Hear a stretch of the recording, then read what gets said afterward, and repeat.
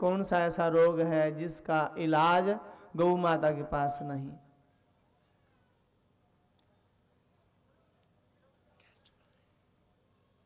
हर प्रकार के रोग का समाधान है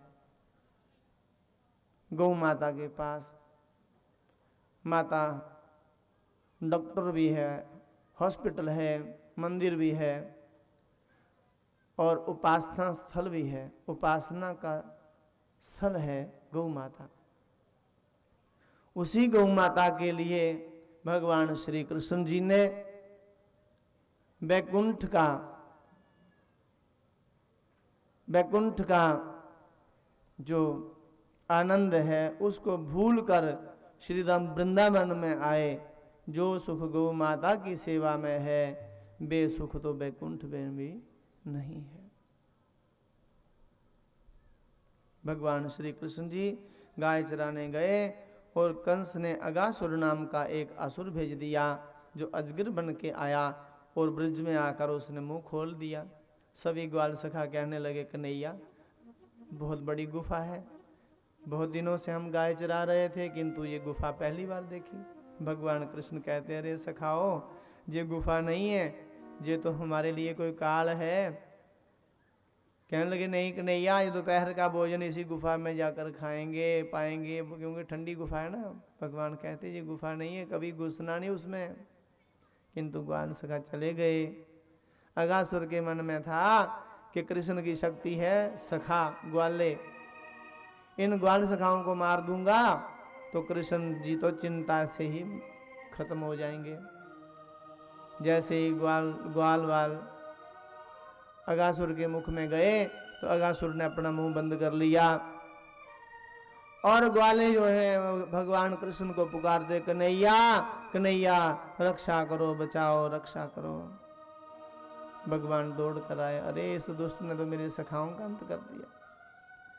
जैसे ही भगवान पास आए तो उस अगासुर ने मुख खोल दिया और भगवान ने उसका मुख पकड़ के उसका अंत कर दिया, चीर डाला उसे। अमृतमय दृष्टि से देखा, सभी ग्वाल सखाओं को जीवन दान दिया और सभी सखा कहने लगे आज का भोजन, आज के बाद हम कभी भी कोई कर्म कोई क्रिया अपनी इच्छा से नहीं करेंगे, जैसी आपकी आज्ञा होगी वैसा हम करेंगे। भगवान ने कहा फिर आज का भोजन एक बड़े वृक्ष की छाया में बैठ के करते हैं। एक बड़े वृक्ष के नीचे बैठकर भगवान सखाओं के संग भोजन करने लगे। जैसे ही भोजन करने लगे ब्रह्मा जी आ गए कि शिव जी तो भगवान कृष्ण जी के दर्शन करके आ गए, मैंने अभी तक दर्शन नहीं किए, चलो दर्शन करते हैं। ब्रह्मा जी उसी वृक्ष पे आकर बैठ गए और बैठे बैठे क्या देख रहे हैं, भगवान अपने सखाओं के संग भोजन करते हैं और सखा अपने अपने घर का भोजन कृष्ण जी को एक एक ग्रास देते, कन्हैया चखो देखना हमारे घर का कैसा साग कैसा पदार्थ बना है, भोजन कैसा बना है, मेरी मैया ने कैसा बनाया बताओ ना कन्हैया, चखो ना आप। कन्हैया चखते हैं, हाँ हाँ हाँ क्या आनंद है, क्या भोजन है, क्या अमृत में। आपकी मैया तो कमाल की मैया भाई, अरे इतना सुंदर भोजन बनाया, इतना बढ़िया ढंग से भोजन बनाया। भगवान हाँ हाँ हाँ करते और ब्रह्मा जी कहते ये कैसे भगवान है, अरे जी भगवान तो इनकी तो पंचोपचार षोडशोपचार दशोपचार विधि से बड़ी शुद्धता से पूजन की जाती, बड़ी शुद्धि से इनकी पूजा की जाए तब ये मिलते हैं, ये तो सबकी जूठन खा रहे हैं, ये भगवान कैसे हैं। अरे ये भगवान कैसे हैं। ब्रह्मा जी के मन में ऐसा हुआ। भगवान कृष्ण जी के एक सखा थे मधुमंगल, शांडिल्य ऋषि के पुत्र, ऋषि तप में रहते। वो माता जी पूर्णिमा देवी जी, उन्होंने नंद जी को कहा कि मेरा बेटा कई बार भूखा रहता है क्योंकि इनके पिता तो समाधि में भजन में मग्न रहते हैं, तो इनको भोजन कौन करवाए, ये भूखा रोता रहता है, आप इसको कभी भोजन दे दिया करो। नंद जी ने कहा मेरे घर भेज दो इसको। अब मधुमंगल नाम का सखा भगवान कृष्ण जी के घर में ही आ जाता कई बार। और कई बार मन में विचार करता कि सभी सखा जो हैं कृष्ण जी को अपने अपने घर का भोजन करवाते, तो मैंने अब कभी करवाया ही नहीं। मेरे पिता रहे तपस्वी, तो भजन में तलीन, मैं भी कभी भोजन करवाऊंगा कृष्ण जी को, मैं भी कभी भोजन करवाऊंगा। मन में इच्छा रह गई। और जिस दिन ब्रह्मा जी उस वृक्ष पे बैठे थे ना, उसी दिन कृष्ण जी ने मधुमंगल से कहा, अरे मधुमंगल, तू अपने घर से मुझे कभी भोजन नहीं करवाएगा? मधुमंगल कहते ठीक है प्रभु, मैं जाता हूं, अभी अपनी मैया से मांग के लाता हूं। मधुमंगल दौड़ते हुए जा रहे हैं और दौड़ते हुए मैया को पुकारते जा रहे हैं, मैया मैया मैया मैया मैया कहते जा रहे हैं। और मधुमंगल की मैया बाहर आई, अरे मेरे बेटे, अरे मेरे लल्ला, अरे मधुमंगल, क्या हुआ क्या हुआ, क्यों दौड़ रहा है? अरे मैया, बड़ा हमें सौभाग्य प्राप्त हुआ है, आज कृष्ण जी ने मेरे से भोजन मांगा है कि कोई घर से कुछ लाओ, मुझे खिलाओ। मधुमंगल की माता की आंखों से आंसू बहने लगे। मधुमंगल, तू भोजन मांगने आया, कृष्ण जी ने आज भोजन मांगा, हम तो ठहरे गरीब, हमारे घर कुछ नहीं है। तेरे पिताजी ने कई दिनों से आंखें नहीं खोली, समाधि नहीं खोली और भिक्षा लेने गए नहीं, मैंने भोजन बनाया नहीं, हमारे घर कोई भोजन नहीं है, हमारे घर कुछ नहीं है। मधुमंगल कहते, मैया कुछ तो कुछ देखो, अब आज तो कृष्ण जी ने मांगा है, मैं उनको जरूर खिलाऊंगा, मेरा तो सौभाग्य है, आज मुझे सुअवसर प्राप्त हुआ है। मैया ने आंखें बंद करके मन ही मन विचार किया कि मेरे घर में क्या होगा, मेरे घर में तो कुछ नहीं। याद आया, हाँ हाँ हाँ मधुमंगल, हमारे घर में लस्सी है बड़े दिनों की, छाछ है बड़े दिनों की, पर बड़ी खट्टी होगी। मधुमंगल कहने कोई बात नहीं, भगवान बड़ी सराहना करेंगे, भगवान प्रेम के भूखे हैं, प्रेम से जो उनको दे देना कुछ, प्रेम से उनको जो अर्पण करे ना, भगवान बड़ी खुशी से ग्रहण करते हैं। आप लस्सी दे दो, भले ही खट्टी लस्सी, मैं वही दे दूंगा। खट्टी लस्सी लेकर, कई दिनों की पुरानी लस्सी लेकर मधुमंगल दौड़ रहे हैं कि कहीं भोजन करके उठ ना जाए भगवान कृष्ण। दौड़ रहे हैं, जैसे ही भगवान के सामने पहुंचे, एकदम भगवान सामने दिखाई दे रहे हैं। मन में विचार आया कि ये कई दिनों की खट्टी लस्सी है, कई दिनों से ये पुरानी छाछ है, खट्टी है, यदि ये खट्टी लस्सी मेरे कृष्ण जी पी लें तो कभी ये बीमार हो गए तो बड़ा दुख होगा। नहीं नहीं नहीं, मेरे कन्हैया, मेरे कृष्ण कभी बीमार ना हो, कभी कृष्ण बीमार ना हो, मैं भले ही बीमार हो जाऊं किंतु मेरा कन्हैया कभी बीमार ना हो। मैं भोजन नहीं करूंगा, मैं लस्सी पी लेता हूं, अपने हिस्से का भोजन मैं कृष्ण को दे दूंगा, मैं लस्सी पी लेता हूं। मधुमंगल ने उस लस्सी को पीना प्रारंभ कर दिया। पीने लगे कि मैं लस्सी पीकर गुजारा कर लूंगा, मैं भोजन नहीं करूंगा। भगवान से प्रेम है ना, भगवान ने देख लिया और भगवान कहते, अरे मधुमंगल, अरे मधुमंगल, अरे मधुमंगल, रुक जा, क्या कह रहा तू, क्या पी रहे, तू तो मेरा हिस्सा पी रहा, जो मेरी वस्तु थी वो तू पी गया, और रुक रुक रुक, और ठहर जा। भगवान दौड़ते हुए जितनी देर तक वहां पहुंचे तब तक तो लस्सी मधुमंगल ने पी ली थी, और थोड़ी सी लस्सी पात्र में बची थी। भगवान उंगली लगा लगा कर चाटने लगे, आह क्या आनंद है, तू तो सारी लस्सी पी गया, कितनी मीठी, कितना अच्छा था, तूने सारी पी ली। अरे जितनी भी उस पात्र में लगी हुई थी भगवान उंगली से चाट रहे, सारी चाट गए। और ब्रह्मा जी ने कहा, अरे अरे अरे, ये कैसा भगवान, ये तो जूठी लस्सी भी पी गए, छाछ भी पी गए, अरे ये भगवान नहीं हो सकता, खाली ब्रह्म है ये। ब्रह्मा को भी ब्रह्म हो गया। ब्रह्मा को भी संदेह हो गया। और ब्रह्मा जी ने कृष्ण की गायों को, बछड़ों को चुराया और ग्वाल सखाओं को भी चुरा लिया, चुराया। ओ भगवान कृष्ण जी ने देखा ये कौन लीला कर रहा है ऐसी, मेरे सखा और गाय कहाँ चली गई। भगवान ने देख लिया, रे ब्रह्मा जी, अच्छा अच्छा अच्छा, कोई बात नहीं। ब्रह्मा जी ने सारे ग्वालों को, बछड़ों को, बछड़ियों को एक बड़ी गुफा में, कंदरा में बंद कर दिया। और ब्रह्मा जी मन ही मन बड़े खुश हुए कि जो लोग, सब लोग, देवता भी कृष्ण को भगवान कह रहे थे, आज मैं उसकी लीला चौपट करके, समाप्त करके जा रहा हूँ ब्रह्मलोक में। भगवान कृष्ण ने ऐसी लीला की कि जो ब्रह्मा जी ने बंद कर दिए गुफा में, उनको बंद ही रहने दिया, उतने ही ग्वाले अपने मन से प्रकट कर दिए। ध्यान से सुनना इस कथा को। भगवान ने उतने ही ग्वाले अपने मन से प्रकट कर लिए और उतने ही बछड़ियां, बछड़े, गाय और जितनी, जैसे उनके डोलनू थे, पात्र थे, वैसे डोलनू भी भगवान ने अपने मन से ही प्रकट कर दिए। क्योंकि डोलनू भी भगवान स्वयं बने, बछड़े भी भगवान स्वयं बने, ग्वाले भी भगवान स्वयं बने। और भगवान ने देखा जैसे जैसे उनके रंग थे, रंग रूप थे, रंग रूप भी भगवान स्वयं बने। जैसे जैसे उनके वस्त्र थे, वस्त्र भी भगवान ही बने। जैसे जैसे उनके रुमाल थे, रुमाल भी भगवान ही बने। जैसे जैसे उनकी सोटियां थी, सोटियां भी भगवान ही बने।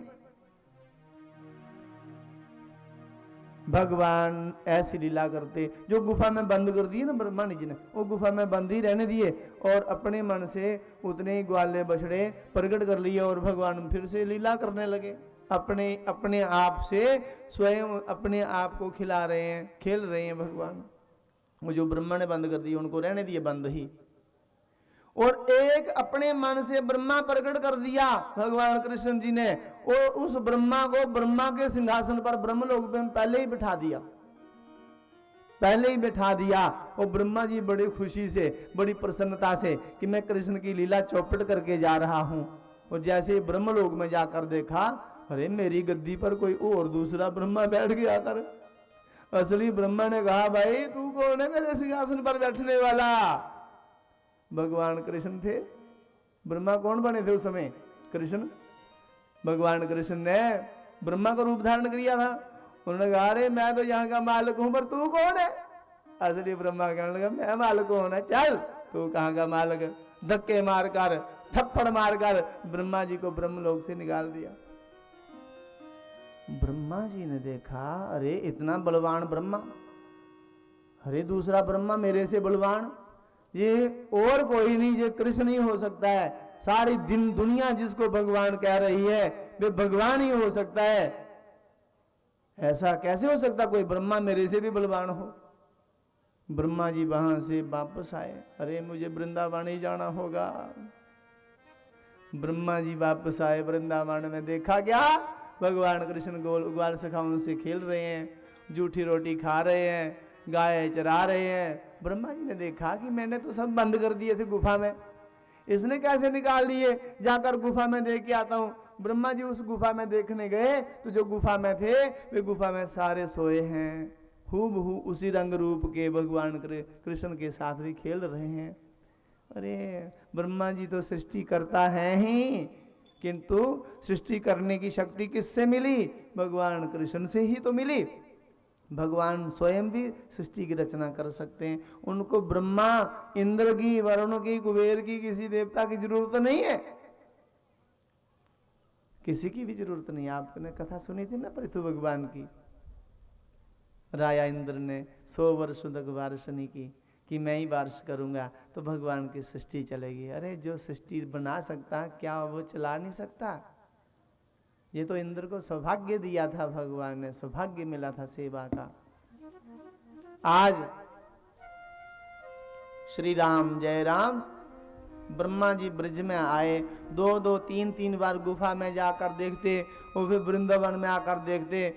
बाद में ब्रह्मा जी का सिर जो था, चारों सिर ब्रह्मा जी के झुक गए और कृष्ण जी की उन्होंने 40 श्लोकों द्वारा स्तुति की है। 40 श्लोकों के द्वारा कृष्ण जी की बड़ी स्तुति की है। रो रो कर 8 आंखों के आंसुओं से भगवान श्री कृष्ण जी के चरणों का अभिषेक किया ब्रह्मा जी ने। भगवान कृष्ण जी से बार बार माफी मांग रहे ब्रह्मा जी। भगवान कृष्ण जी ने कहा, अरे ब्रह्मा जी, 4 दिमाग, 4 सिर, 8 कान और 8 आंखें होने के बावजूद भी आपको ब्रह्म हो गया, तो 2 आंखों वालों का क्या होगा, 2 कानों वालों का क्या होगा। इसलिए भगवान की लीला अरे ब्रह्मा आदि देवताओं को भी समझ में नहीं आने वाली। ये तो जो उससे प्रेम करे उसी को पता चलता है कि भगवान की क्या लीला है। नहीं तो 2 कान जचा 2 आंखों वालों को इसका इस रहस्य का क्या पता चलेगा। और भगवान ने ये लीला स्वयं की। ब्रह्मा जी ने जो गुफा में बंद किए थे ना ग्वाले बछड़े, वो निकाल कर भगवान कृष्ण को सौंप दिए। भगवान ने कहा, अरे ये भी आ गए, मैंने अपने मन से भी प्रकट किए थे, अब मैं एक माँ को 2 पुत्र करके दूं, एक गाय को 2 बछड़े, एक अरे ये तो बड़ी विडंबना होगी। जो मैंने अपने मन से प्रकट किए थे उनको मैं मन में फिर ही समेट लेता हूँ, खींच लेता हूँ। जो मन से प्रकट किए थे मन में ही अपने स्वरूप से प्रकट किए थे, अपने ही स्वरूप में लीन कर लिए भगवान श्री कृष्ण जी ने। और ये लीला कितने देर तक चली? 1 साल तक चली, 1 वर्ष तक चली। कितनी देर? ऐसी लीला क्यों की भगवान ने? भगवान ने स्वयं ऐसी लीला की क्योंकि सारी ब्रज की गोपियां चाहती थीं कि कृष्ण जैसा कभी मेरा पुत्र हो तो अपनी गोदी में बिठाकर अपना दूध पिलाऊं। भगवान कृष्ण ग्वाले बनकर सभी गोपियों के दूध पीते हैं। सारी ब्रज की गोपियों का दूध पी गए। और ब्रज की जितनी गायें थी सभी ये चाहती थी कि कृष्ण मेरा बछड़ा हो तो मैं इसको अपना दूध पिलाऊं। भगवान कृष्ण ही बछड़े बनकर सारी ब्रज की गोपियों गायों का दूध पी गए। ब्रज की माटी को, वृंदावन की माटी को माटी नहीं बोलते, क्या बोलते हैं? रज बोलते। क्या बोलते? रज। क्योंकि भगवान श्री कृष्ण जी ने पूरी वृंदावन की धरती को अपनी जीवा से चाटा है, जीवा से चाटा है। जीवा से चाटती जा गौ माता, जीवा से चाटती जा गौ माता अपने बछड़े को। चाटने का अर्थ है वात्सल्य, प्रेम। जा चाटते अपनी माता, जा भगवान जीवा से चाटती जा गाय, जा माई, जा भगवान अपने बच्चे को। आज ब्रज को भगवान श्री कृष्ण जी ने ब्रज भूमि को सारी को अपनी जीवा से चाटा है। क्यों? क्योंकि ब्रज भूमि से भगवान श्री कृष्ण अत्यंत स्नेह करते हैं, अत्यंत प्रेम करते हैं। जब भगवान बछड़ा बन के चरते हैं, बछड़ा जब चरता है तो जीवा कैसे लगती है? लगती है नहीं? जीवा पृथ्वी से लगती है। इसीलिए ब्रज की माटी को माटी नहीं कहते, ब्रज की रज बोलते हैं, ब्रज रज। कोई भी महापुरुष जाता है तो उस धूल को उठा लेता, सिर पे रख लेता कि ये मेरे कन्हैया की प्रिय भूमि है, मेरे कन्हैया की प्यारी माटी है, ये भूमि है, इसको मैं अपने सिर माथे पे लगाऊं, सिर चढ़ाऊं।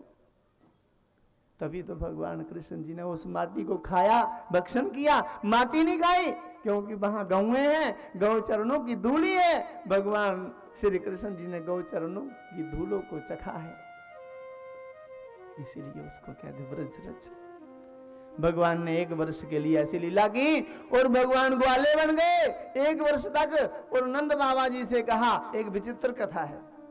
नंद बाबा जी से कहा, बाबा जी ब्रजवासियों से कह दो कि आने वाले 12 वर्षों में विवाह का कोई लगन नहीं है, शादी के लिए कोई मुहूर्त नहीं है।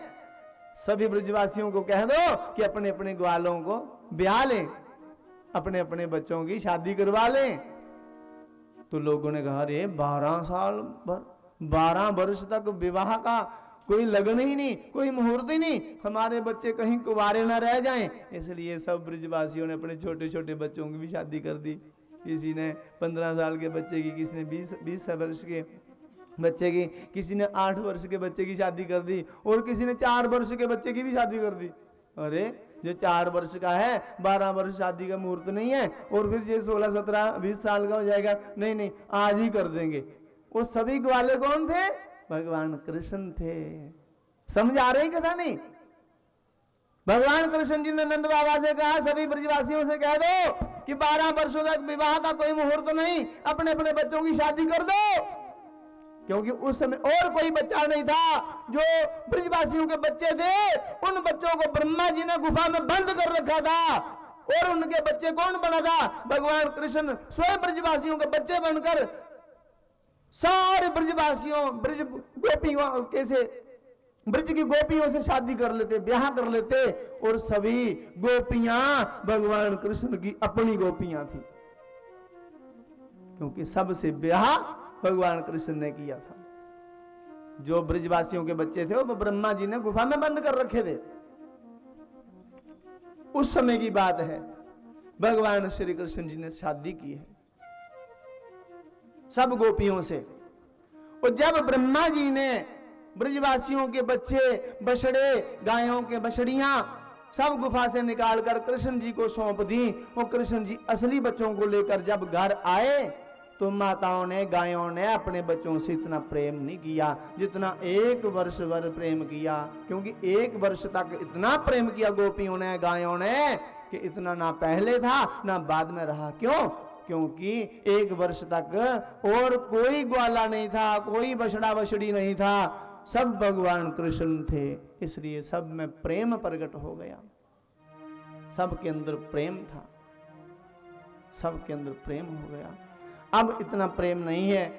जैसे ही ग्वाले आए और ग्वाल सखाओं ने क्या कहा, ग्वालों को ऐसा लगा कि हम 1 साल के बाद नहीं घर जा रहे, हम आज ही गए थे घर से गाय चराने और आज शाम को हम फिर वापस आ रहे हैं।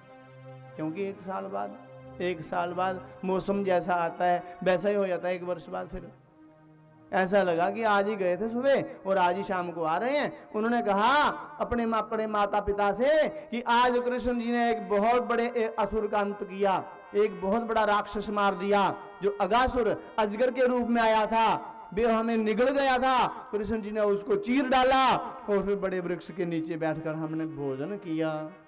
सब ब्रजवासी उस अगासुर को देखने के लिए आए। जब देखा तो जान गए कि हमारे जो बच्चे हैं सब झूठ बोलते हैं, ये कल का थोड़े मरा पड़ा है राक्षस, ये अगासुर, ये पता नहीं 1 वर्ष पहले का मरा हुआ है, इसकी तो हड्डियां निकल गई हैं। हमारे बालक जो हैं, हमारे बच्चे जो हैं सब झूठ बोलते हैं, सच नहीं बोलते हैं, सब झूठे हैं ये। और जब ग्वाले अपने अपने घरों में गए तो अपने अपने घरों में नई नई दुल्हन को देखा और पायजेब, गहने, आभूषण, क्षणमन हो रहा है, आगे पीछे दौड़ रही, जा रही, काम सारा कर रही, धंधा। तो ग्वालों ने कहा अपने अपने माता पिता से, ये जो हमारे घर मेहमान आई है बड़े पायजेब पहनकर, गहने आभूषण पहनकर इधर उधर दौड़ दौड़ के काम कर रही है, ये कब जाएगी अपने घर को? ये कौन है? अरे कैसी बात करता है शोरा, अरे लाला क्या बात करता है, तेरी तो बहू है ये, तेरी तो पत्नी है, तूने शादी नहीं की इससे। वो कह रहा हमने शादी, हमने कब शादी करी, अरे हमारी तो शादी हुई नहीं है। ग्वाल ले गए हमारे माता पिता झूठे हैं, जो झूठ बोल रहे हैं। ये कथा समझ में नहीं आ रही थी, क्यों शादी कर गए भगवान और बाद में सौंप दी। हाँ, आज भी कोई लड़का शादी करने जाता तो लड़का नहीं बन के नहीं जाता, पता आपको क्या बन के जाता है? अरे विष्णु रूप बन के जाता है। ये तो विद्वानों की धरती है, ये पूरा सलन गांव जो है ये पंडितों का, विद्वानों का गांव है। पूछना कभी किसी पंडित जी से कि दुल्हा क्या होता है। हर बर विष्णु रूपेण, वर जो है विष्णु रूप होता है। जब उसने सेहरा लगा लिया तो फिर वो विष्णु रूप हो गया। सेहरा बांधकर वे अपने बाप के भी पांव नहीं छूता, कन्या के बाप के भी पैर नहीं छूता, किसी को प्रणाम नहीं करता उस समय। हाँ, उसको भले ही कोई प्रणाम करना चाहे तो कर सकता है, उस समय कन्या के पिता को भी उस दुल्हे की पूजा करनी पड़ती है। क्यों? क्योंकि जो हम दान करते हैं ये भगवान के निमित्त करते हैं। थोड़ी देर के लिए उस दुल्हे को हम भगवान का रूप मानते हैं। जो दान करते हैं कन्या का दान, ये भगवान विष्णु के अर्पण होता है। और दूसरे दिन चेहरा उतार कर आता है ना, तो फिर वे कन्या के माता पिता की सबकी वंदना करता है, पूजा करता है, प्रणाम करता है, सबके चरण स्पर्श करता है, आशीर्वाद ग्रहण करता है। पता है ना आपको? आज भी भगवान ने शादी की और सौंप दी ग्वालों को। आज कोई लड़का शादी करना चाहे तो लड़का बन के नहीं जाता, उसको विष्णु बन के जाना पड़ता है, कृष्ण बन के जाना पड़ता है। जितने भी ये धर्म कार्य हैं, जितने भी दान हैं, स्नान है, पुण्य है, जाप है, तप है, व्रत है, उपवास है, उद्यापन है, जाप पठन है, पाठन है, अध्ययन है, अध्यापन है, सेवा है, जो भी हम धर्म कार्य करते हैं ये भगवान की प्रसन्नता के लिए और भगवान के अर्पित करने के लिए करते हैं। सोमवार का व्रत करते हैं किसके लिए? अरे भगवान की प्रसन्नता के लिए, भगवान को अर्पण करने के लिए। मंगलवार का करते हैं, बुध का, बृहस्पति का, शुक्र का हम दान करते हैं, एकादशी करते हैं, सत्यनारायण का व्रत करते हैं। तो किसके लिए? अरे भगवान की प्रसन्नता के लिए करते हैं।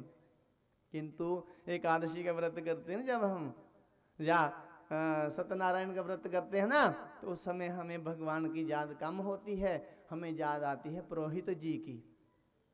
अरे सेजा लेनी है, सेजा लेने जाना है। अरे किसके लिए? सत्यनारायण का मुख करना ना, उद्यापन करना, तो सेजा लेनी है। जब सेजा लेने जाते हैं ना, अरे ले लो ऐसे ही, पुरोहित जी ने कहाँ रखनी है, उन्होंने भी बेच ही देनी है।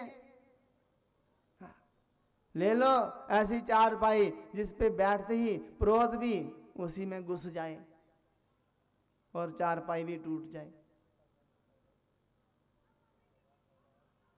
हाँ, तावा ऐसा लेना, तावा ऐसा लेना जो फूंक मार के उड़ जाए।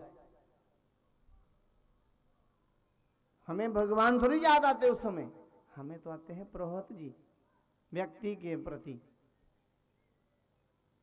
पुरोहित भी तो भगवान का ही स्वरूप है, ऐसी कोई बात नहीं। किंतु भगवान के प्रति श्रद्धा, समर्पण हो, जो हमें पदार्थ अच्छा लगे वे पदार्थ हम भगवान को समर्पित करें। जो हमें अच्छा नहीं लग रहा वे हम भगवान को क्यों अर्पण करें? एक माता जी थी, वे जाया करती थी अक्सर मंदिर, शिव मंदिर में जाया करती थी। बाजार से फल लेकर मंदिर में चढ़ाती, और फल कौन से? जो बिल्कुल ही अपना आप ना संभाल सके। माता ने पूछा, अरे केले क्या रेट में लगाए हैं, क्या भाव है इनका? अरे मैया ये 50 के हैं, ये 20 के हैं, ये 10 वाले हैं। 50 वाले तो अच्छे हैं और 20 वाले जो हैं वे थोड़े अच्छे नहीं हैं, और जो 10 वाले हैं 10 रुपए के, ये केले जो हैं ये कोई हरा केला है, कोई पीला है, कोई काला है, कोई छोटा केला, कोई बड़ा केला, उनका साइज एक जैसा नहीं है। ये 10 रुपए के में ले जाओ आप। माता जी कहने लगी, अरे रे रे रे, कोई और नहीं है कोई सस्ते इनसे? हाँ है, टोकरे में रखे थे अलग से छुपा कर, क्योंकि जो खराब सब्जी हो जाए, फल खराब हो, गौशाला में कहीं गायों के लिए या किसी पशु पक्षी के लिए ले जाने के लिए। उसने कहा हाँ है तो सही, पर ये देख लो पहले आप, यदि आपको अच्छे लगते ले जाओ। अच्छा ठीक है दिखाओ। देखा तो उस दुकानदार ने कहा, माता केले तो जरूर हैं, किंतु ये अपना आप नहीं संभाल रहे, क्योंकि ये बड़े लुट कर रहे हैं ना, लटक रहे हैं इधर के इधर, इधर के बड़े लटकते मटकते हैं, ये सीधे नहीं खड़े हो सकते ये। माई ने कहा, अरे मैंने खाने थोड़े, मैंने तो शिव जी के मंदिर चढ़ाने हैं। क्या लोगे इसका? जो माई दे देगी, 5 रुपये दे दे। ठीक है 5 रुपये। 5 रुपये में केले ले लिए और शिव मंदिर में चढ़ा दिए। हे भोलेनाथ, हे देवादिदेव, हे महादेव, केले लेके आई हूँ, प्रार्थना करती हूँ मेरे के जहाँ पोता नहीं हुआ अभी तक, 5 साल हो गए शादी किए बेटे की, अभी तक कोई पोता नहीं हुआ, कृपा कर दो भगवान। भगवान ने कहा तेरी मैया मैं इच्छा पूरी कर दूंगा, ऐसी कोई बात नहीं। इच्छा पूरी हो गई, पोता हो गया। पर पोते को उठाकर माई अब हॉस्पिटल में जा रही है और दुकानदार पूछ रहा है, माई आजकल मंदिर नहीं जाते हो रे? क्या मंदिर जाना, पोता मांगती रही शिव जी से। और शिव जी ने पोता ऐसा दिया ये गर्दन भी नहीं संभालता, अपनी जगह भी नहीं, कमर भी नहीं संभालता। उसने कहा माई जो केले आपने चढ़ाए थे वो कौन सी अपनी गर्दन संभालते थे? पोता तो ऐसा ही होना है। श्री राम जय राम, जाकी रही भावना जैसी, प्रभु मूरत देखी तिन तैसी। अरे भगवान के अर्पण कुछ करना है तो बढ़िया से बढ़िया वस्तु को समर्पित करो, फल मिलेगा अच्छा। भगवान श्री कृष्ण जी अनेक लीलाएं करते हैं।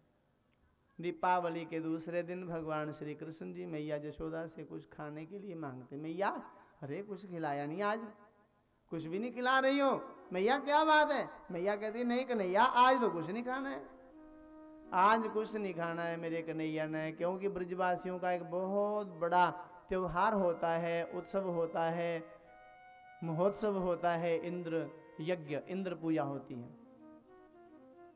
इंद्र पूजा करनी है आज, और इंद्र पूजा हो जाएगी फिर बाद में प्रसाद के रूप में पालेंगे। भगवान कृष्ण जी नंद बाबा के पास गए, बाबा आज मैया कुछ भी नहीं खिला रही, भूख बड़े जोर की लगी हुई है। बाबा कहते कन्हैया आज तो कुछ नहीं खाना है, आज कुछ नहीं पाएंगे। क्यों बाबा, क्यों बाबा? बाबा कहने लगे क्योंकि इंद्र की पूजा करनी है। अरे बाबा इंद्र की पूजा क्यों करनी है? बाबा कहते कन्हैया इंद्र की पूजा करेंगे तब ना इंद्र प्रसन्न होंगे तो वर्षा होगी, वर्षा होगी तो घास होगा, घास होगा तो गाय खाएंगी, गाय घास चर कर दूध देंगी, और दूध दही माखन बेचकर हम अपने जीवन का निर्वाह करेंगे। अरे बाबा, अरे बाबा आप इतने बड़े चक्कर में क्यों पड़ गए? अरे हमको तो गिरिराज गोवर्धन पर्वत की पूजा करनी चाहिए जिस पे हमारी गाय चरती हैं, पहाड़ हमारा जीवन है। बाबा ब्रजवासियों से कह दो इंद्र पूजा नहीं करनी है, आज से गिरिराज की पूजा होगी। गिरिराज पर्वत की पूजा होने लगी। भगवान श्री कृष्ण जी के प्रति सभी ब्रज की गोपियों का मन में भाव था कि हमारे घर कभी कृष्ण भोजन करेंगे, हम भरपेट कृष्ण को भोजन कराना चाहती हैं। भगवान कहते देवियों का इनकी भी पता नहीं कितनी कितनी इच्छा होती है मेरे प्रति, कितनी इच्छाएं पूरी करूं। चलो कोई बात नहीं, आज मैं ही गिरिराज बनकर इनके घर का बनाया हुआ पकवान व्यंजन पदार्थ मिष्ठान सब पा जाऊंगा मैं। भगवान कृष्ण जी जाकर गिरिराज पर्वत की पूजन करवाते। करो गिरिराज जी का दूध से अभिषेक करो। अरे दूध से अभिषेक करके अरे भगवान गिरिराज को भोग लगाओ, घुंघट निकालो। सबने घुंघट निकाल लिया। घुंघट जानते ना? हाँ घुंघट निकाल लिया। आ जाओ आगे, अपना थाल लेकर आंख बंद कर लो। आंख बंद कर ली। हे गिरिराज भगवान हमारे घर का भोग नैवेद्य है, हे स्वीकार कर लो। भगवान कहते हाँ हाँ हो गया स्वीकार, इसको हो गया स्वीकार, थाल आगे ले आओ। थाल आगे किया, अंदर और कोई नहीं, और अंदर कौन बैठा है? अंदर कोई नहीं बैठा है, भगवान ही बैठे हैं और बड़े विराट रूप में बैठे। और एक ही बार थाल खाली करके खाली थाल दे देते गोपी को। गोपी घुंघट उठाकर देखती है, अरे थाल तो एकदम साफ, जीवा से चाट दिया है। अरे इंद्र की जब हम पूजा करती थी तो इंद्र और नहीं तो 4 8 10 लड्डू रहने देता था, हम प्रसाद समझकर उसको खाती थी। ये तो सदियों से भूखा, ये गिरिराज पता नहीं कब से भूखा बैठा है, इसने तो हमारा थाल चाट दिया, कुछ भी नहीं बचा। अरे अरे सभी गोपियों के हाथ का पदार्थ बना हुआ भगवान श्री कृष्ण भोग लगा गए। और जैसे पूजन करके ब्रजवासी अपने घर आए, वैसे ही इंद्र को पता चला कि आज ब्रजवासियों ने मेरा पूजन ना कर कर मेरा अपमान किया है। इस अपमान का मैं प्रतिशोध लूंगा, मैं बदला लूंगा। बादलों को बुलाया, बादलों इतनी जोर की वर्षा करो ब्रज डूब जाए और ब्रज समाप्त हो जाए। बादलों ने बड़े वेग से वर्षा की, बड़े जोर की वर्षा हुई। सब ब्रजवासी दौड़कर नंद भवन में आए। नंद जी, आपके कृष्ण के कहने से हमने इंद्र की पूजा नहीं की। आज इंद्र क्रोधित हो गया है, कुपित हो गया है, उसके क्रोध से हमारी रक्षा करो, कृष्ण से कहना। भगवान कृष्ण जी ने कहा, ब्रजवासियों आपने मेरी पूजा की है क्या? पूजा की गिरिराज की, और मदद मैं करूं, सहायता मैं करूं? अरे गिरिराज से ही सहायता मांगो ना। ठीक है कन्हैया, आपने साथ चलकर पूजन करवाया था, अब साथ चलो और रक्षा की भीख मांगते हैं गिरिराज जी की शरण में जाकर। सभी गोपियां, गोप, ग्वाल बाल और गाय, बछड़े बछड़ियां सभी भगवान कृष्ण जी के साथ चले और गिरिराज पर्वत के पास जाकर सभी को भगवान कृष्ण जी ने कहा, आंखें बंद कर लो साहब, सभी आंखें बंद कर लो, आदि कर लो, आंखें बंद कर लो सारे, आंखें बंद कर लो ब्रजवासियों, आंखें बंद कर लो और बोलो गिरिराज धरन। आप भी बोलो गिरिराज धरन। बड़ा जोर लाया, बड़ा जोर लग गया है, पसली पी उठिया। बल्ला डोल बोलना है ना, इन्हें जोरों ने क्या बोलिया, बल्ला बोलो थोड़ा। गिरिराज धरन, गिरिराज धरन। गिरिराज अर्थ, गिरिराज होता है पहाड़ों के राजा। धरण जो आपको पहाड़ों के राजा को भी उठा लेता है, वो कौन है? कृष्ण। ये नहीं कहा कि मैं ही हूं, ब्रजवासियों को कहा आंखें बंद करो, सबने आंखें बंद कर ली। अरे बोलो गिरिराज धरण, हम तेरी शरण, गिरिराज धरण हम तुम्हारी शरण। हे गिरिराज को धारण करने वाले भगवान श्री कृष्ण, हम तेरी शरण में हैं। आपने भी यही प्रार्थना गाई है, किंतु ब्रजवासी बोले वाले थे, उन्होंने कहा पता नहीं कौन होगा गिरिराज धरण, कृष्ण थोड़ी है। कृष्ण के प्रति अपनी ही पूजा करवा रहे हैं भगवान श्री कृष्ण। गिरिराज धरण हम तुम्हारी शरण, सबको कहा ऐसा बोलो, और लोग आंखें बंद करके खड़े रह गए और भगवान ने तुरंत ही पहाड़ उठा लिया। अपने हाथ की छोटी उंगली पे पहाड़ उठा लिया। सब लोगों ने देखा वर्षा नहीं पड़ रही, अब क्या, अरे पहाड़ उठा लिया कन्हैया ने। भगवान ने कहा अब आप आनंद से गाओ। सबने गाया गिरिराज धरन हम तुम्हारी शरण, गिरिराज धरन हम तेरी शरण, प्रभु तेरी शरण। गिरिराज धरन हम तेरी शरण, हम तुम्हारी शरण, हम तुम्हारी शरण, हम तुम्हारी शरण, हम तुम्हारी शरण। गिरिराज धरन हम तुम्हारी शरण, गिरिराज धरन हम तुम्हारी शरण, गिरिराज धरन हम तुम्हारी शरण, गिरिराज धरन हम तुम्हारी शरण, हम तुम्हारी शरण।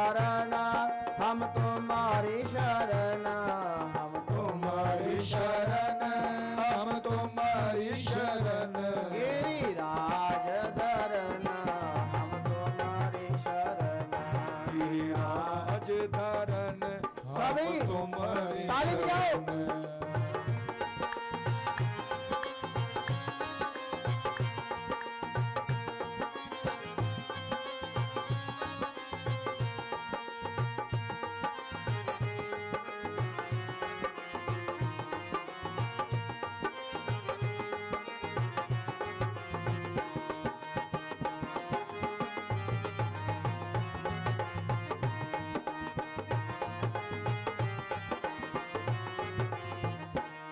गिरिराज धरन हम तुम्हारी शरण, गिरिराज धरन हम तुम्हारी शरण, गिरिराज धरन हम तुम्हारी शरण, गिरिराज धरन हम तुम्हारी शरण, हम तुम्हारी शरण, हम तुम्हारी शरण, हम तुम्हारी शरण, हम तुम्हारी शरण,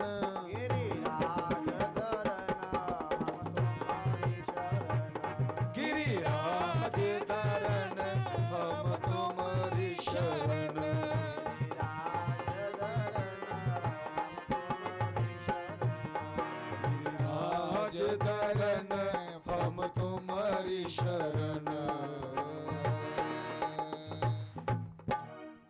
हे गिरिराज को धारण करने वाले हम आपकी शरण में हैं।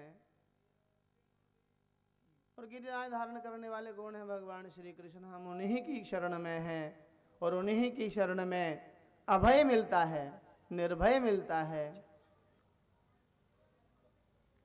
भगवान श्री कृष्ण जी ने पहाड़ उठाया था, गिरिराज पर्वत।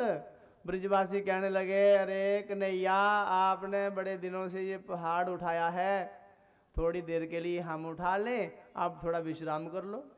भगवान ने कहा, अरे आप नाचो कूदो आनंद मनाओ, मैं नहीं थका हूं, आप आनंद से गाओ। क्योंकि गिरिराज को धारण करने वाले तो कृष्ण ही हैं, बाकी दूसरे थोड़े धारण कर सकते। किंतु नहीं, सब ब्रजवासी कहने लगे, नहीं कृष्ण, हम आपको इतनी देर तक तकलीफ में देखना नहीं चाहते, आप थोड़ा विश्राम कर लो, थोड़ी देर के लिए हम पहाड़ उठा लेते हैं। सभी ने, भगवान कृष्ण जी ने कहा, ठीक है भाई, आपकी इच्छा है तो उठा लो पर्वत आप। सब ने अपने अपने बाले, अपने अपनी लाठियां, अपने अपने हाथ, सब ने अपनी अपनी उंगली जहां तक जो पहुंचता था पकड़ लिया पहाड़ को। सब ने कहा, हमने बड़े जोर से पकड़ लिया कन्हैया, अब थोड़ा विश्राम कर लो आप। भगवान ने पूछा, पकड़ लिया ना सबने? हाँ हाँ पकड़ लिया कन्हैया, हमने जोर से उठा लिया इसको। भगवान कहते, ठीक है फिर तो मैं थोड़ा विश्राम कर लेता हूँ। भगवान ने जैसे उंगली नीचे की, जैसे नीचे की पहाड़ ऊपर आने लगा। अरे अरे अरे कन्हैया, इसको उठा लो कन्हैया, इसको हम नहीं उठा सकते, उठा उठा उठा उठा उठा। अभी मर गए थे कन्हैया, अभी हम मर गए थे। अरे ये हमारे बस का काम नहीं। इंद्र ने इतने जोर से बारिश कराई, बादलों के पास पानी खत्म हो गया। वज्र लेकर इंद्र आया, ऐरावत हाथी ने भी जोर लगाया, किंतु पहाड़ नहीं हिला सके। और भगवान ने पकड़ा किस पे? एक छोटी उंगली पे, छोटी उंगली से ऐसे ही पकड़ा है, पर इंद्र नहीं हिला सका। आखिर में इंद्र ने कहा, अरे ये तो भगवान है, अब मुझे माफ नहीं करेंगे, क्षमा नहीं करेंगे। गौ माता को साथ लेकर आया और गौ माता के कहने पर इंद्र को भगवान श्री कृष्ण जी ने क्षमा किया और इंद्र ने कृष्ण जी का नाम रखा गोविंद। ब्रजवासी बड़े प्रसन्न हुए, अरे हमारा कान्हा कोई साधारण थोड़ी है, अरे इंद्र भी आज हमारे कान्हा की शरण में आया है, हमारा कन्हैया, अरे कन्हैया है हमारा कन्हैया। बड़े प्रसन्न हैं। ग्वाल वालों ने और गोपों ने, सब ने मिलजुल कर भगवान श्री जी कृष्ण जी का अभिषेक किया है कि आज के बाद इनकी हर बात सबको स्वीकार करनी होगी। उधर कंस ने बड़ा प्रयास किया कृष्ण जी को मारने का, बड़े असुरों को भेजा, केसी को भेजा। भगवान ने केसी का अंत किया, घोड़े के रूप में आया। रिष्टासुर आया, रिष्टासुर का अंत किया। भगवान कृष्ण जी को समाप्त करने के लिए कंस ने मन में विचार किया कि कृष्ण की शक्ति ब्रजवासी हैं, ब्रजवासियों को समाप्त कर देता हूं। अग्नि लगा दी, ब्रजवासियों को अग्नि से जलाने का प्रयास किया। ब्रजवासी चिल्लाते भगवान को पुकारते, कन्हैया रक्षा करो कन्हैया। भगवान अग्नि को पी जाते हैं, अग्नि को पी जाते, अपने मुंह में, अपने मुख में समेट लेते और ब्रजवासियों की रक्षा करते। भगवान गेंद के बहाने कालिया नाग का दमन करते और कालिया नाग को वहां से निर्भय करके अपने चरण चिन्ह लगाने के लिए कालिया नाग के सिर पे नृत्य करते और निर्भय कर दिया गरुड़ जी से कालिया नाग को। डर के मारे कालिया कुंड में ही रहने लगा था, जमुना जी में कालिया नाग। कालिया नाग की माता कद्रु और गरुड़ देव की माता बीनता। कद्रु ने चालाकी से एक बार बीनता को अपना दासी बना लिया। सूर्य के घोड़े के घोड़ों का क्या रंग है, तो इसमें उन्होंने कपट करके, नाटक करके बीनता को दासी बना लिया था। उसका बदला लेने के लिए गरुड़ देव ने सर्पों से शत्रुता रख ली। आज भी गरुड़ सर्पों के शत्रु हैं। तो भगवान श्री कृष्ण जी ने जो भी राक्षस आया मारने के लिए उसको जिंदा नहीं जाने दिया। आखिर में कंस ने अक्रूर जी को ब्रज में भेजा, नंद महल में भेज दिया। नाना प्रकार के मन में भाव हो रहे हैं अक्रूर जी के कि आज मैं भगवान के दर्शन करूंगा, जिनकी लीलाएं आज तक बड़ी सुनने को मिली, जिनके चरण कमलों की धूलि को बड़े बड़े देवता तरसते हैं धूलि को पाने के लिए। श्यामा तेरे चरणों की जरा धूलि जो मिल जाए, सच कहता हूँ मोहिना तकदीर बदल जाए। उनके चरणों की धूल के लिए सब तरसते हैं। आज अक्रूर जी जा रहे हैं नंद महल में और रास्ते में ही भगवान श्री कृष्ण जी के चरण चिन्हों को देखकर प्रणाम करते और नंद भवन में पहुंचते। नंद भवन पाद अर्घाचमन द्वारा सम्मान करते, आदर करते। भोजन इत्यादि के बाद अक्रूर जी से नंद जी पूछते, अरे भैया कैसे आना हुआ? अक्रूर जी कहते, कंस के यहाँ एक धनुष के उत्सव में, धनुष के पूजन के उत्सव में, महोत्सव में एक बहुत बड़ा दंगल होता है, कुश्ती होती है। उस कुश्ती में कंस ने कृष्ण बलराम जी की वीरता को सुनकर इनको निमंत्रण भेजा है, बुलाया है, बुलावा भेजा है, मैं इनको लेने के लिए आया हूँ। नंद जी ने कहा, अक्रूर जी बस कृष्ण जी के, दाऊ जी के जाने की बात मत करना। भगवान कृष्ण जी कहते, नहीं बाबा हम तो जाएंगे, 11 वर्ष के हो गए हम, अभी तक तो वृंदावन ही बन देखा, हमने तो कोई नगर देखा नहीं, मथुरा नगरी नहीं देखी, हम जरूर जाएंगे। बाबा जी समझाने लगे, मैया यशोदा भी समझाने लगी, किंतु कृष्ण जी नहीं माने। सुबह होते ही मैया बार बार अचेत हो रही है, रो रही है, बार बार कृष्ण जी का आलिंगन कर रही, गोदी में बिठा रही है, बार बार कह रही, चूम रही है, कन्हैया तू 11 वर्ष का हो गया, पता भी नहीं चला कब 11 वर्ष बीत गए, पता नहीं चला कोई 9 दिन कब बीत गए, 7 दिन कथा के कब बीत गए, पता भी नहीं चला।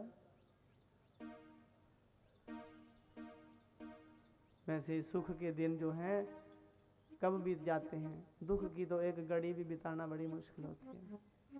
एक घड़ी को बिताना, दुख की एक घड़ी, एक रात दुख की बिताना बड़ी, बहुत बड़ी लगती है, बड़ा मुश्किल होती है।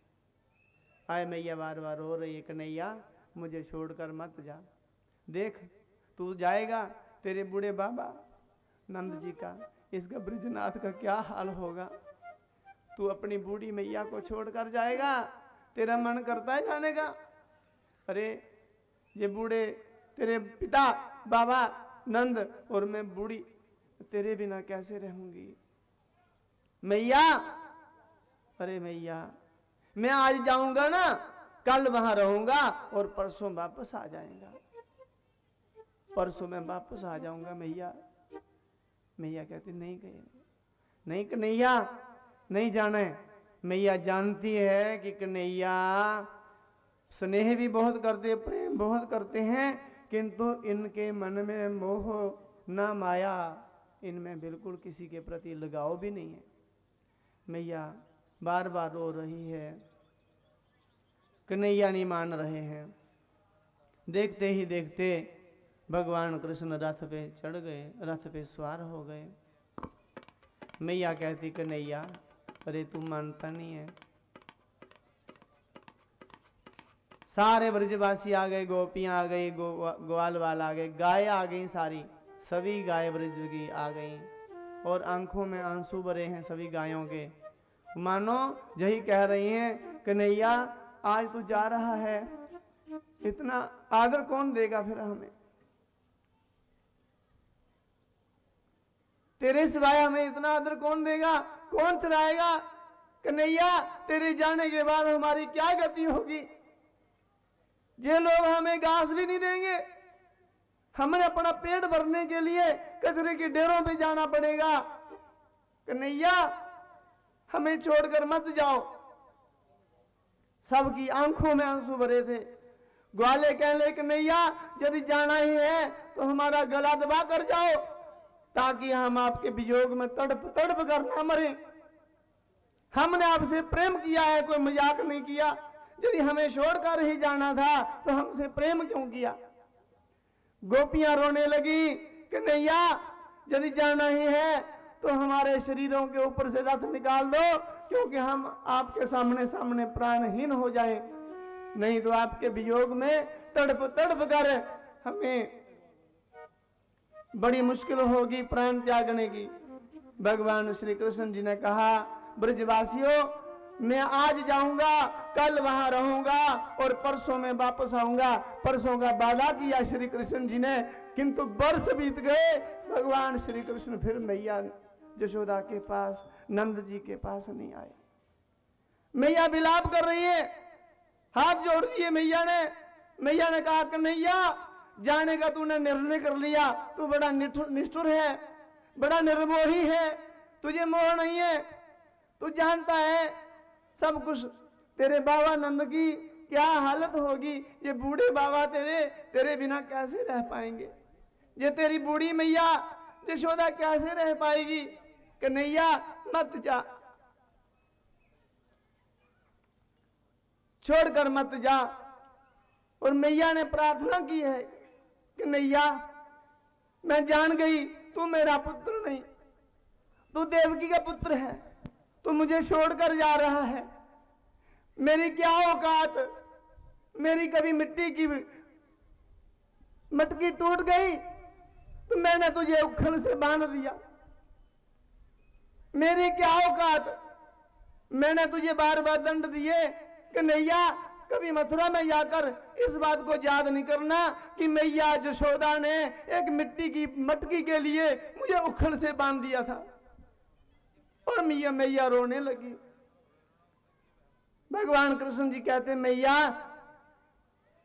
धैर्य धारण करो, मैं आ जाऊंगा, मैं ब्रज को छोड़कर कहीं नहीं जाऊंगा, मुझे ब्रज अत्यंत प्रिय है।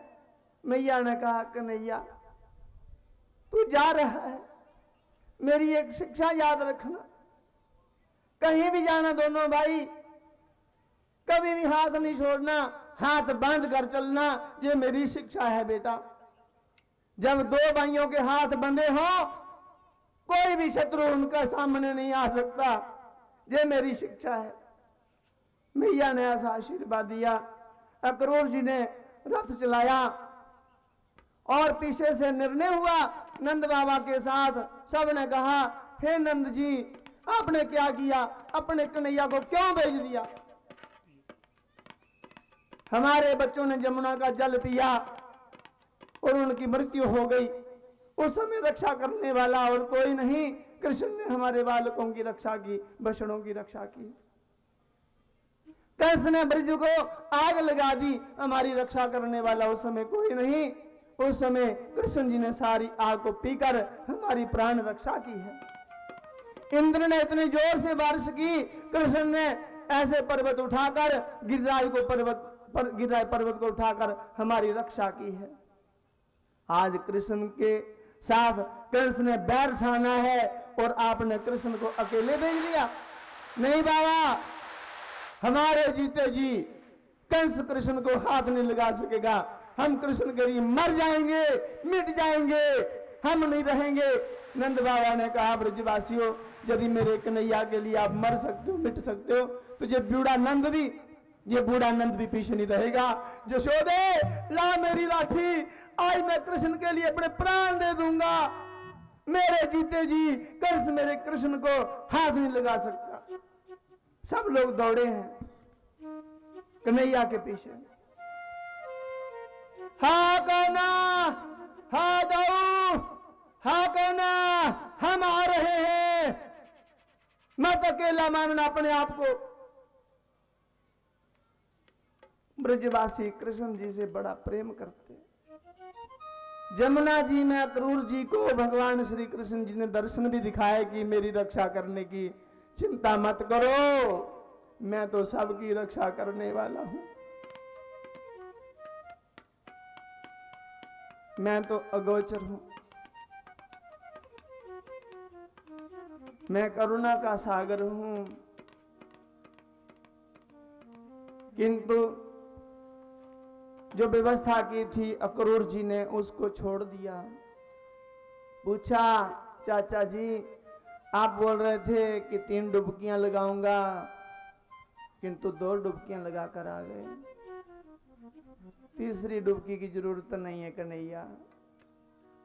जिनकी मैं चिंता कर रहा था, जिनकी रक्षा का प्रयत्न कर रहा था, वे तो सारी दुनिया की रक्षा करने वाले हैं। भगवान कृष्ण जी को मथुरा के द्वार के बाहर पहुंचा दिया अक्रूर जी ने। शिविर लगाया और बैठ गए।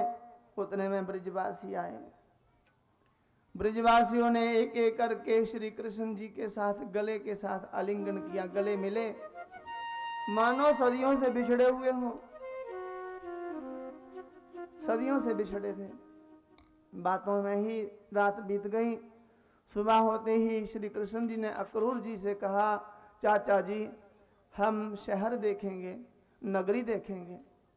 दाऊ जी ने हाथ पकड़ लिया। कन्हैया मैया ने क्या कहा था, हाथ पकड़ के चलना।